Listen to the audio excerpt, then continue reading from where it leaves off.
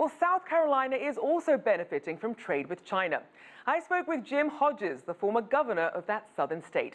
I began by asking him what's at stake when President Xi and President Trump talk about trade. Well, a lot is at stake. South Carolina is one of those states that's a net exporter to China. We export things like aircraft and automobiles and have enjoyed a good, strong business relationship with China.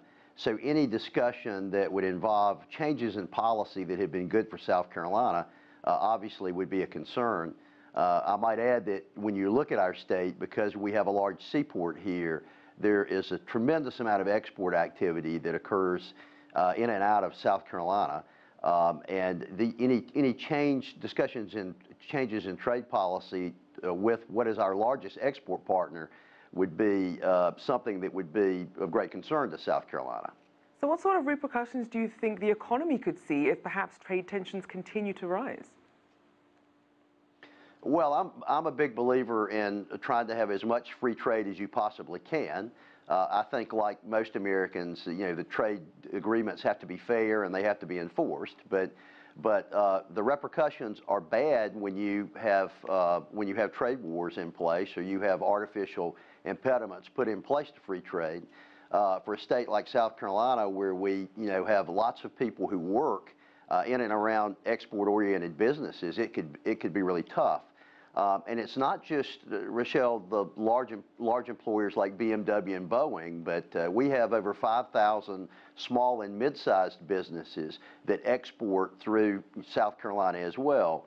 And any changes in export policy that would make it harder to send things would have an impact not just on the large companies, but on small business in our state as well.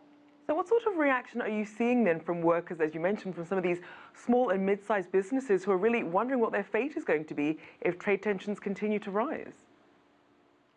Well, I don't think that they have connected A to B as well as they should have, and I think that will come over time if they're proposals that indeed that are moving forward that could negatively impact trade. But around a little under 10% of South Carolina workers work for foreign companies, companies that have operations here in our state, and I think they're acutely sensitive to anything that might disrupt that relationship between foreign-owned companies that do business, that operate here, and those other countries where we might do business.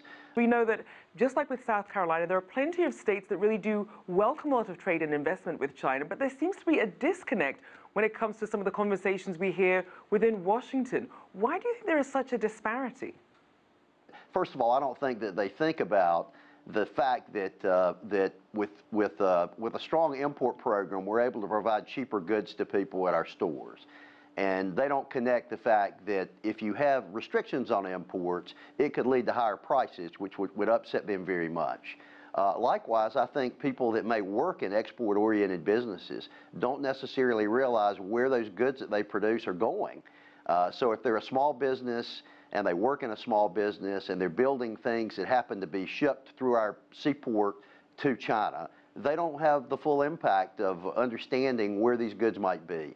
And we really need to do a better job of explaining, I think, the impact of restrictions on trade and what it means toward higher pricing for American consumers. But equally important, when we have a strong program that focuses on exporting items, like we do in South Carolina and like the states that produce a lot of agricultural commodities do, we need to do a much better job of explaining to our workforce how important exporting is to our state and to our country.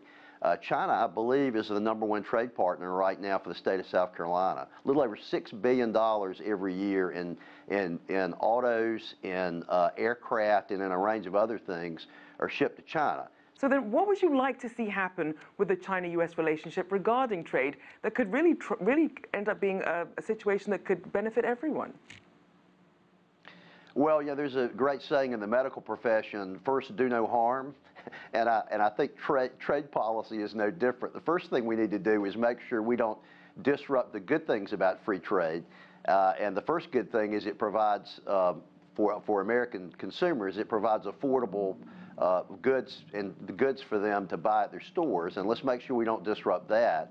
And the second is, let's make sure we have a full understanding when we talk about changes in trade policy, the adverse things that can occur when we make changes, and that is restricting the ability of American workers to be able to ship the products that they sell to other countries that are buying those, because that's putting food on the table of American workers too.